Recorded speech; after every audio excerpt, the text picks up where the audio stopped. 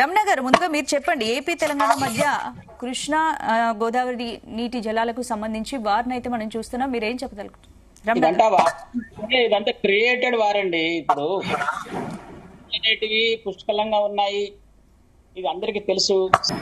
ఆ బేసిన్ లో వాడకుండా ఏ బేసిన్లు అయితే మనకు నీళ్లు వస్తున్నాయో క్యాచ్మెంట్ ఏరియాలో ఉన్నటువంటి అవసరాలు తీర్చకుండా బయటి బేసిన్లకు, అంటే ఇప్పుడు మనకు కృష్ణా నుంచి పెన్నాకి వెళ్తున్నాయి.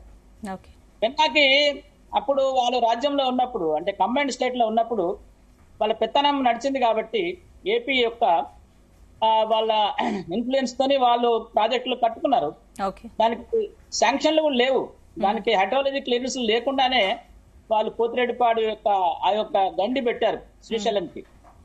యాక్చువల్ గా శ్రీశైలం అనేది ఒక ప్రాజెక్ట్, ఇండిపెండెంట్ ప్రాజెక్ట్ కాదు అది. శ్రీశైలం అనేది నాగార్జున సాగర్ కి సిల్టప్ కాకుండా శ్రీశైలం కట్టారు. శ్రీశైలము సిల్టప్ కాకుండా సిల్ట్ అరెస్ట్ చేయడం కోసం. అలాగా అట్లే దాంతో పాటు నీళ్లు వదిలేటప్పుడు హైడల్ పవర్ ని డెవలప్మెంట్ చేసుకోవడం, జనరేషన్ చేసుకోవడం కోసము దాన్ని పెట్టారు. కానీ ఇవాళ నేను శ్రీశైలం డ్యామ్ లో పనిచేస్తాను.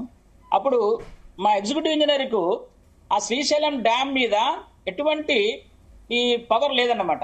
అంటే దానికి చాలా కాంపోనెంట్స్ చాలా ఉన్నాయి. కేవలము ఆయన డ్యామ్ మాత్రమే చూసేది. తర్వాత ఈ పవర్ జనరేటింగ్ టనల్స్ ఉన్నాయి కదా, అవి జెన్కో వాళ్ళ కంట్రోల్లో ఉంటాయి. తర్వాత ఈ పోతిరెడ్డిపాడు యొక్క హెడ్ రెగ్యులేటర్ ఏదైతుందో అది వెనుక నుంచి పోతుంది, నీళ్ళు వెళ్ళిపోతాయి. ఆయనకే సంబంధం ఉండదు, ఈకే సంబంధం ఉండదు, శ్రీశైలం డ్యామ్ ఈకి. ఇలా శ్రీశైలం డ్యామ్ ను కాకులకు గద్దలకు పంచినట్టుగా ఆ నీళ్లను, దాని యొక్క పర్పస్ ఏదైతే ఉందో, ఆ శ్రీశైలం డ్యామ్ నీళ్లు నాగార్జున సాగర్ నీళ్ళు అవి. సాగర్ వాళ్ళ ఎఫెక్ట్ అంటే, కాకపోతే రాయలసీమకి కాకుండా ఇక్కడ ఉన్నటువంటి కోస్తా ఆంధ్రాకి ఎఫెక్ట్ అవుతుంది, విజయవాడ ఇక్కడికి. కాబట్టి ఇది చాలా సీరియస్ గా ఈ యొక్క ఎక్స్పోర్ట్ ఏదైతే ఉందో, ఇల్లీగల్ ఎక్స్పోర్టేషన్, అనాథరైజ్డ్ ఎక్స్పోర్టేషన్ అయితే ఉందో, మనలాగా ఇక్కడ హైడ్రా ఎట్లయితే హైదరాబాద్ లో యాక్ట్ అవుతుందో అలాగా పోతిరెడ్డిపాడు ఇటువంటి అనాథరైజ్డ్ కన్స్ట్రక్షన్స్ ని కూడా దాన్ని డిమాలిష్ చేయడమా, దాన్ని రివైజ్ చేయడమా, ఏదో ఒకటి. రమణ గారు, అసలు వివాదం ఎక్కడ మొదలైంది అంటారు? ఇప్పుడు బనకచెర్లపై వివాదానికి కారణం ఏంటి అసలు బనకచెర్ల ఎక్కడిదండి? బనకచెర్ల అనేది ఒక హెడ్ రెగ్యులేటర్ అంటే ఒకటి కాదు. అక్కడ బనకచెర్లలో 4-5 హెడ్ రెగ్యులేటర్లు ఉన్నాయి అక్కడ. అది బనకచెర్ల అనేది ఒక ఊరి పేరు, ఒక ప్లేస్ పేరు అన్నమాట. ఆ బనకచెర్ల హెడ్ రెగ్యులేటర్ అనేది మొదట ఒకటి ఉండే, తర్వాత ఇప్పుడు 4-5 అయినాయి అక్కడ హెడ్ రెగ్యులేటర్స్. యాక్చువల్ గా ఈ పోతిరెడ్డిపాడు యొక్క వాటర్ అనేది వెళ్ళడం అనేది అక్కడి నుంచే స్టార్ట్ అవుతుంది అనమాట, బనకచెర్ల నుంచే స్టార్ట్ అవుతుంది. ఈ బనకచెర్లకు నీళ్ళని ఎక్కడివి? శ్రీశైలం నుంచి బనకచెర్లకు రావాలి. అక్కడి నుంచి మనకు డిఫరెంట్ ప్రాజెక్ట్స్ కి వెళ్ళిపోతుంది అక్కడ. ఇప్పుడు ఒకవేళ ఫ్లడ్ వాటర్ ని, ఇది కూడా ఫ్లడ్ వాటర్ మీదనే మనకు పోతిరెడ్డిపాడు ఇవన్నీ నడుస్తున్నాయి కాబట్టి, ఫ్లడ్ వాటర్ ను వాళ్ళు కృష్ణా నుంచి, అంటే గోదావరి నుంచి కాదు, గోదావరి తెచ్చుకున్నా మంచిదే, ఫ్లడ్ వాటర్ ఎక్కడి నుంచి తెచ్చుకున్నా ఫ్లడ్ వాటరే, అది లెక్కలోకి రాదు. అది 75% ఈల్డ్లోకి రాదు. ఇప్పుడు మనం పట్టిసీమ ఫ్లడ్ వాటర్ ని ఒక 80 TMCని కృష్ణాలో వేస్తున్నాం. కృష్ణాలో వేసి దాన్ని తీసుకుంటున్నాం. అది కృష్ణాలో వేసి అక్కడి నుంచి తీసుకొని,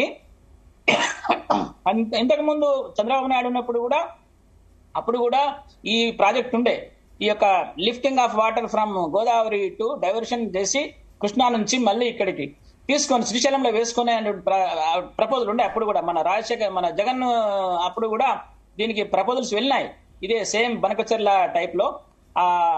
దీని యొక్క అంటే ఈ యొక్క దీన్ని, అంటే ఈ శ్రీశైలం నుంచి కాకుండా శ్రీశైలంలో పోసుకొని అక్కడి నుంచి తీసుకునే పద్ధతి లోపల ఇప్పుడు మళ్ళీ ముందట వేసుకున్నారు.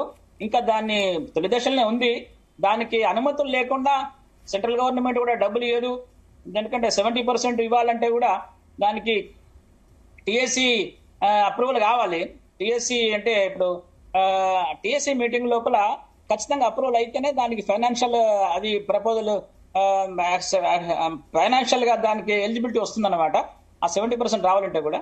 సో ఇవన్నీ ఇల్లీగల్ గా చేస్తున్నటువంటి ప్రాజెక్టులు. ఈ బనకచెర్ల గానీ, తర్వాత ఈ పోతిరెడ్డిపాడులో ఉంటే చాలా వాళ్ళు రిజర్వాయర్లు కట్టారు. అవన్నీ నింపడానికి ఫ్లడ్ వాటర్ ఖచ్చితంగా అవసరమే, నీళ్ళు అయితే అవసరమే, అవి రిజర్వాయర్లు కట్టారు.